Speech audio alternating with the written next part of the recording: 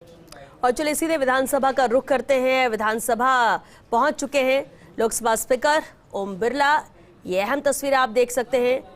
विधायकों का प्रशिक्षण कार्यशाला है ये, प्रबोधन कार्यक्रम, जहां समापन सत्र है और समापन सत्र के मुख्य अतिथि हैं लोकसभा स्पीकर ओम बिरला। विधानसभा पहुंच चुके हैं और ये अहम तस्वीरें आप देख रहे हैं। मुख्यमंत्री भजनलाल शर्मा और साथ ही विधानसभा अध्यक्ष वासुदेव देवनानी नजर आ रहे हैं। दोनों ही रिसीव करने विधानसभा के बाहर गए और लोकसभा स्पीकर ओम बिरला का स्वागत किया। इसके बाद प्रबोधन कार्यक्रम के समापन सत्र की शुरुआत की गई है और ये अहम तस्वीर आप देख रहे हैं। राष्ट्रगान के साथ समापन सत्र का आगाज है और इसी के साथ ही ये कार्यशाला आज खत्म होगी। संबोधन होगा लोकसभा स्पीकर ओम बिरला का। बेहद अहम ये कार्यशाला खासतौर से उन 72 विधायकों के लिए जो पहली बार विधानसभा पहुंचे हैं, पहली बार विधानसभा चुनाव जीतकर यहां तक आए हैं। लेकिन किस तरह की कार्यशैली रहेगी, किस तरह से यहाँ पर काम होता है, किन चीज़ों का ध्यान रखना होता है, ये बहुत ज़रूरी है इस चीज़ का प्रशिक्षण, और इसीलिए इन विधायकों के लिए प्रबोधन कार्यक्रम रखा गया है। पॉलिटिकल एडिटर योगेश शर्मा जी हमारे साथ जुड़ चुके हैं। योगेश जी, बेहद अहम है प्रबोधन कार्यक्रम। उद्घाटन सत्र था जब उपराष्ट्रपति जगदीप धनखड़ ने आगाज किया और अब ये समापन सत्र है, लोकसभा स्पीकर ओम बिरला पहुंच चुके हैं। ये सत्र किस तरह से रहेगा? देखिए श्वेता, विधानसभा में आप देख सकते हैं कि ओम बिरला की मौजूदगी है, जो लोकसभा के अध्यक्ष हैं। वासुदेव देवनानी ने पौधा देकर ओम बिरला जी का सम्मान किया है और सीएम भजनलाल शर्मा की मौजूदगी, पक्ष और विपक्ष के सभी विधायक मौजूद हैं और कहा जा सकता है कि गरिमामय कार्यक्रम वो देखने को मिल रहा है यहाँ पर। और लोकसभा अध्यक्ष का मुख्यमंत्री भजनलाल शर्मा ने भी पौधा देकर उनका सम्मान किया है। पर्यावरण के प्रति राजस्थान की विधानसभा संदेश देती हुई नजर आई है।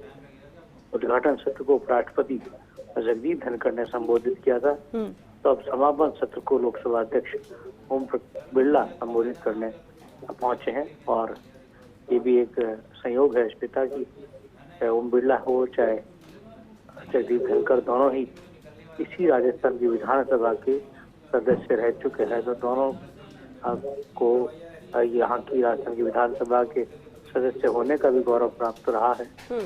और विधानसभा अध्यक्ष वासुदेव देवनानी लोकसभा अध्यक्ष ओम बिरला के बारे में। बिल्कुल योगेश, इस वक्त विधानसभा अध्यक्ष वासुदेव देवनानी संबोधित कर रहे हैं, सुनते हैं।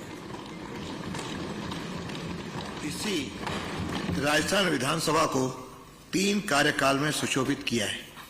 सदैव ही संगठन के सिपाही के रूप में माननीय बिरला जी सामाजिक सरोकारों में भी अग्रणी भूमिका निभाते आए हैं।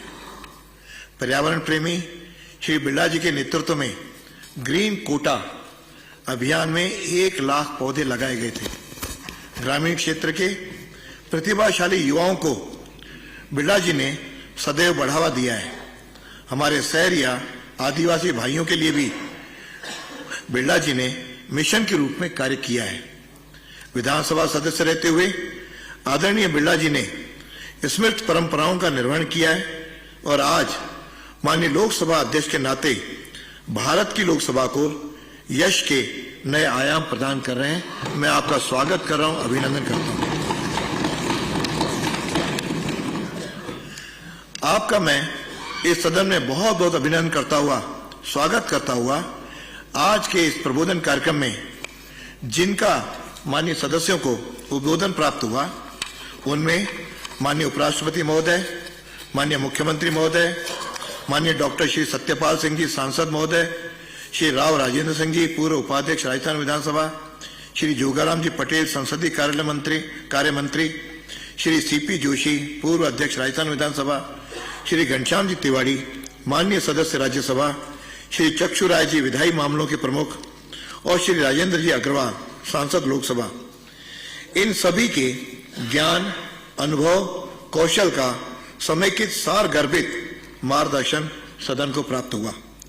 नवनिर्वाचित सदस्य इस प्रबोधन कार्यक्रम का लाभ उठाकर देवतुल्य जनता द्वारा दिए गए आशीर्वाद को सार्थक लोक कल्याण के कार्य कर अपने कार्यकाल को अविस्मरणीय बना सकेंगे, ऐसी मैं ईश्वर से प्रार्थना करता हूं। राजस्थान की इस 16वीं विधानसभा के नव निर्वाचित सदस्यों के लिए यह जो एक दिवस का प्रबोधन कार्यक्रम का जो आयोजन किया गया, इसमें 71 प्रथम बार निर्वाचित होकर आए सदस्यों के लिए यह कार्यक्रम बहुत महत्वपूर्ण रहा।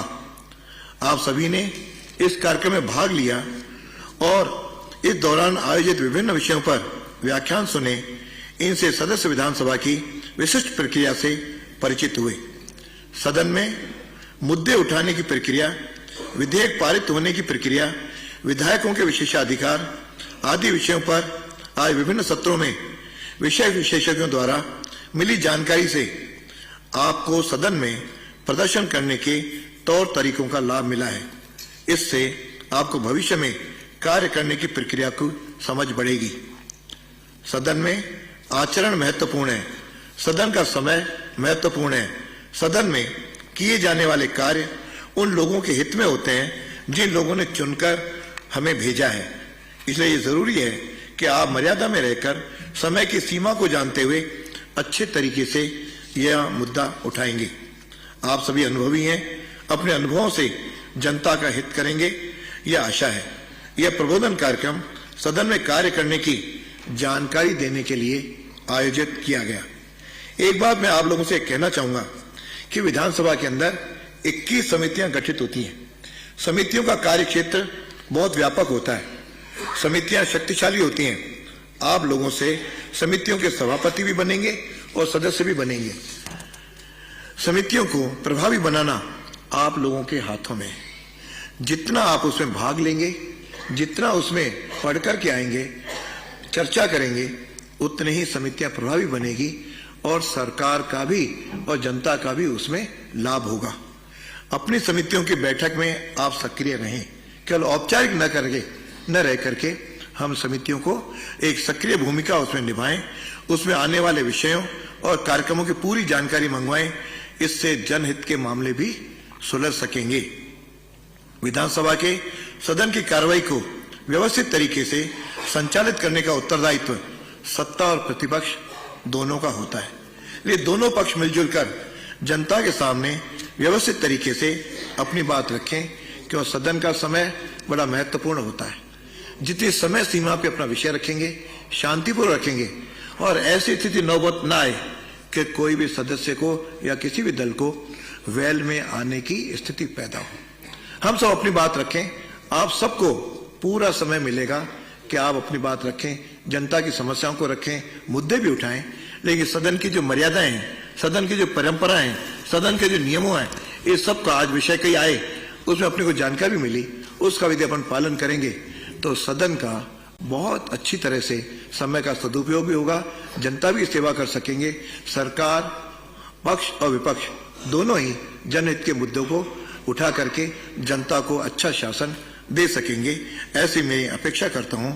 मैं आशा करता हूं कि दोनों पक्ष मिलजुल कर जनता के सामने व्यवस्थित तरीके से अपनी बात रखेंगे और सदन को उत्साहपूर्वक चलाएंगे।